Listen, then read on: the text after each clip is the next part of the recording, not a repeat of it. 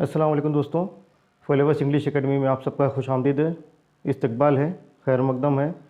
और जैसा कि आप जानते हैं कि इससे पहले हमारे 16 लेक्चर्स हो चुके हैं और ये उसी सीरीज़ का 17वां लेक्चर है। और आज के लेक्चर में हम आपको जो बताएंगे, जो नई चीज़ है वो है कोलोकेशन, कि ये कोलोकेशन होता क्या है। तो उम्मीद करता हूँ कि जो इससे पहले के 16 लेक्चर हुए हैं उसकी आपने अच्छी तरह से मशक कर ली होगी और अपनी कॉपी में उसको लिखते चल रहे होंगे और अपने हिसाब से भी मशक करते चल रहे होंगे। तो जैसे कि मैंने इससे पहले भी आपको बताया था कि सिंगल वर्ड याद रखना इंग्लिश सीखने का तरीका नहीं है। उससे आपकी इंग्लिश बेहतर होगी जी, वो तो हर चीज़ जो सीखी जाती है वो काम आती ही है। तो no doubt about that if you learn even a single word it will be help you, but learning combinations of word is more helpful for you than learning a single word. Okay, अगर आप combination of word सीखते हैं तो ये ज़्यादा helpful है एक single word के जगह सीखने की जगह। तो ये वही चीज़ है, इसके एक अगली कड़ी है जिसको कहते हैं कोलोकेशन। तो ये कोलोकेशन होता क्या है? ये कोलोकेशन ये है कि कुछ वर्ड्स इंग्लिश में ऐसे होते हैं, आगे बढ़ के देखते हैं पहले इसको साथ में जी। तो ये है कोलोकेशन कि इंग्लिश लैंग्वेज में कुछ वर्ड्स ऐसे होते हैं जो एक साथ आते हैं। ये सिर्फ इंग्लिश लैंग्वेज के साथ में ये चीज़ नहीं है, चाहे उर्दू लैंग्वेज हो या कोई भी लैंग्वेज हो, उनमें कुछ वर्ड्स की ये खुसूसियत होती है कि वो एक दूसरे के साथ में ज़्यादा आते हैं। दूसरी जगह पे भी वो आ सकते हैं, लेकिन वो दो वर्ड जो होते हैं अक्सर एक दूसरे के साथ में आते हैं। जैसे आप कहते हैं कि नई कार, नई गाड़ी, नया घर। तो ये नया नई जो है कार के साथ में आता है, ज़्यादातर घर के साथ में आता है, नए कपड़े कपड़ों के साथ में आता है। तो ये हो गया है कोलोकेशन, यानी वो अल्फाज जो एक दूसरे के साथ में ज़्यादातर इस्तेमाल होते हैं उनको कहते हैं कोलोकेशन। अब आप कहेंगे कि नया तो कई चीज़ के साथ में इस्तेमाल हो रहा है। जी ठीक है, बिल्कुल सही बात है। तो इसके अंदर जो चीज़ होती है वो दो तरीके के कोलोकेशन होते हैं, ये आगे चलकर और डीप में देखेंगे कि एक तो वो होते हैं जो स्ट्रॉन्ग कोलोकेशन होते हैं, जो सिर्फ उन्हीं वर्ड के साथ में इस्तेमाल होते हैं, वो आगे चल के देखेंगे। और कुछ जो होते हैं वीक, जैसे जो नया जो लफ्ज़ है ये वीक कोलोकेशन है, किसके साथ में? नया घर भी कह सकते हो आप, नई गाड़ी भी कह सकते हो, नई कार भी कह सकते हो, नया कपड़ा भी कह सकते हो। लेकिन फिर भी ये जो नया वर्ड है ये गाड़ी, कार, घर, कपड़े के साथ में आता है, यूज़ होता है। तो इसी तरह से हर लैंग्वेज के कुछ वर्ड्स होते हैं जो एक दूसरे के साथ में ज़्यादा आते हैं, तो उन्हीं को कोलोकेशन कहा जाता है। और इसमें जो ये बात है कि इसका कोई ग्रामेटिकल रूल नहीं है कि किसके साथ कौन सा वर्ड आएगा, ये कहीं पर ग्रामर में आपको नहीं मिलेगा। ये बस स्पोकन इंग्लिश की एक खासा है कि जो लोग बोलने वाले हैं उस लैंग्वेज के, उन्होंने बोलते बोलते कुछ अल्फाज को कुछ दूसरे अल्फाज के साथ में मखसूस कर दिया। अगर आप उसकी जगह कोई दूसरा लफ्ज़ भी इस्तेमाल करोगे तो ग्रामर के हिसाब से गलत नहीं होगा, और ना ग्रामर में कहीं ये दिया होगा आपको मिलेगा कि किस वर्ड के साथ में कौन सा वर्ड इस्तेमाल होता है। लेकिन जब आप उस वर्ड को उस वर्ड के साथ में इस्तेमाल करोगे, जैसे मैं एक एग्जांपल देता हूँ, ब्लॉन्ड हेयर। आप जब भी कहते हो ब्लॉन्ड तो आपके दिमाग में फ़ौरन आती है कि ये बात जो हो रही है बालों के बारे में हो रही है। ब्लॉन्ड का जो कलर जो इस्तेमाल होता है वो 99% जो है सिर्फ बालों के लिए ही इस्तेमाल होता है। तो जहाँ पे भी ब्लॉन्ड आ गया, अगला लफ्ज़ ऑटोमेटिक आपके दिमाग में आता है हेयर। तो ये बोलने वालों ने अपनी तरफ से ख़ास कर लिया है। उस ब्लॉन्ड की जगह आप दूसरा कलर भी इस्तेमाल कर सकते हो, या उस ब्लॉन्ड कलर को दूसरे अल्फाज के साथ में भी इस्तेमाल कर सकते हो, लेकिन आप करते नहीं हो। भले ग्रामेटिकली वो सही होगा लेकिन करते नहीं हो। करोगे तो आप ये समझ, सामने वाले को समझ में आ जाएगा कि आपको इंग्लिश की अच्छी मालूमात नहीं है। और अगर ब्लॉन्ड का लफ्ज़ हेयर के साथ में इस्तेमाल करोगे तो वो समझ जाएगा कि आपको अच्छी इंग्लिश आती है।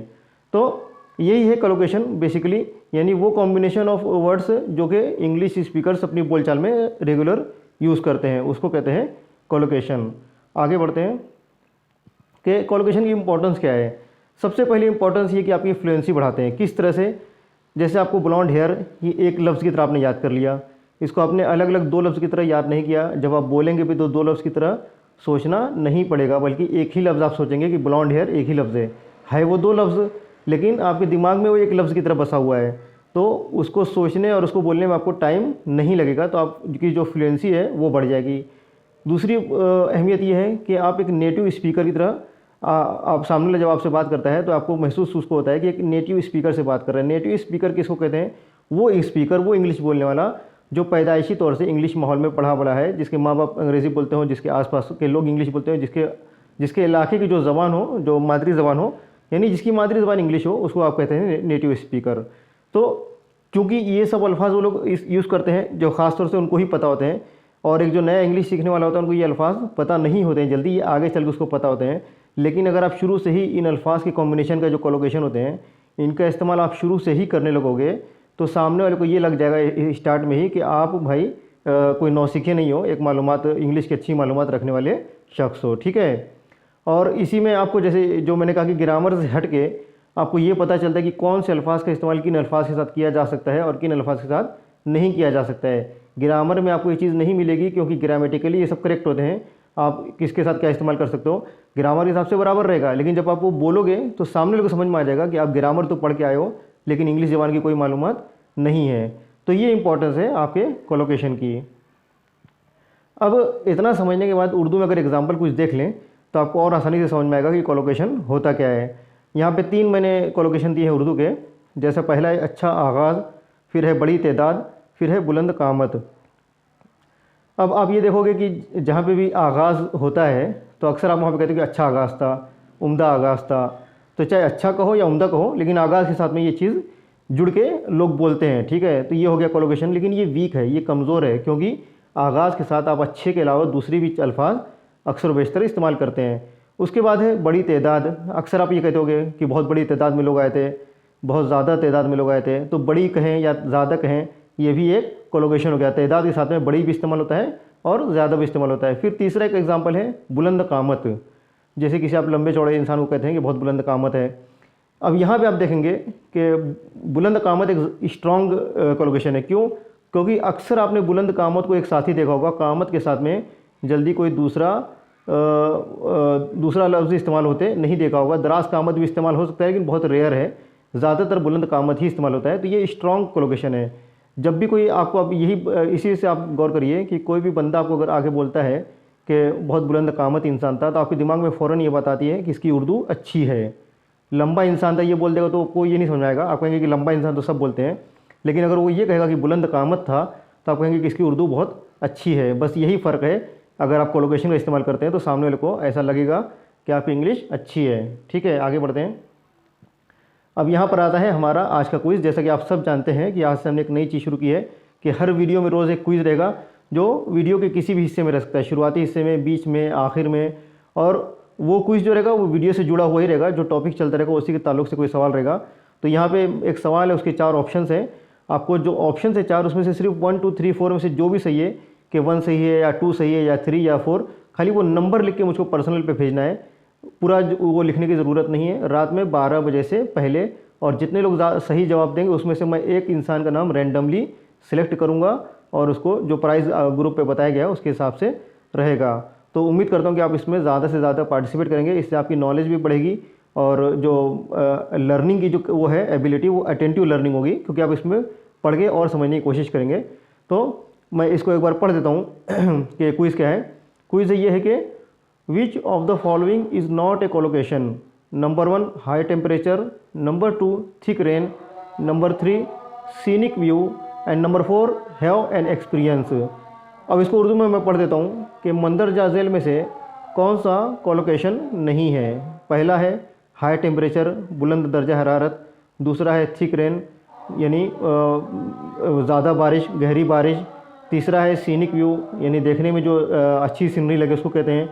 चौथा है हैव एन एक्सपीरियंस यानी तजुर्बा हासिल करो। तो इस चारों में से 3 जो हैं वो कोलोकेशन है और एक जो है वो कोलोकेशन नहीं है, यानी वो 2 लफ्ज़ एक साथ इस्तेमाल नहीं होते हैं, बाकी सब एक साथ इस्तेमाल होते हैं। एक जगह इसमें ऐसा गलत किया है कि वो 2 एक साथ इस्तेमाल नहीं होते। वो कौन से 2 लफ्ज़ हैं जो इस्तेमाल नहीं होते, उनका नंबर क्या है वो मेरे व्हाट्सएप पे पर्सनली भेज दीजिए, ग्रुप पे मत भेजिए। ठीक है, आगे बढ़ते हैं।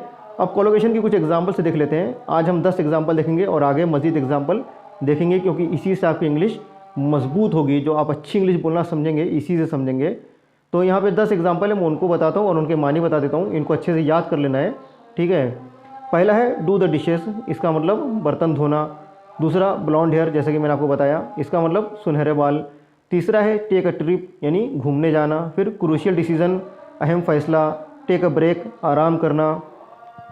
फिर हैव अ रेस्ट, इसका मतलब भी आराम करना।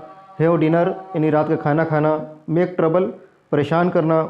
मेक लंच, खाना बनाना। मेक बेड, बिस्तर साफ़ करना। यानी बिस्तर साफ़ करना ख़ास तौर से कब, ये सुबह में उठ के जब आप बिस्तर बराबर करते हो, चादर को सीधा करते हो, तकिया सही जगह पे लगाते हो, जो तकिया इधर उधर मुड़ी होती है उसको ठीक ठाक करते हो, तो उसको और पूरे बेड को साफ़ सुथरा करके इसको कहते हैं कि मेक बेड। ये ख़ास तौर से सुबह के लिए इस तो लफ्ज़ को इस्तेमाल किया जाता है। तो ठीक है दोस्तों, ये था आज का लेक्चर। अगर जैसा कि आप सब जानते हैं कि हमारे व्हाट्सएप पे English, spoken English, career guidance और नीट की बायोलॉजी क्लासेस फ्री में चल रही हैं। तो जिसको भी ज्वाइन होना है आपको या आपके दोस्तों को, तो ये नंबर है व्हाट्सएप का 8999156261। इस पर एक टेक्स्ट मैसेज करिए, आपको ग्रुप में ऐड कर लिया जाएगा। तो ये था आज का लेक्चर। आपको उम्मीद करता हूँ कि आपको पसंद आया होगा और क्विज़ में ज़्यादा से ज़्यादा पार्टिसिपेट करने की कोशिश करें। अगले लेक्चर में मिलते हैं, तब तक के लिए अल्लाह हाफिज़।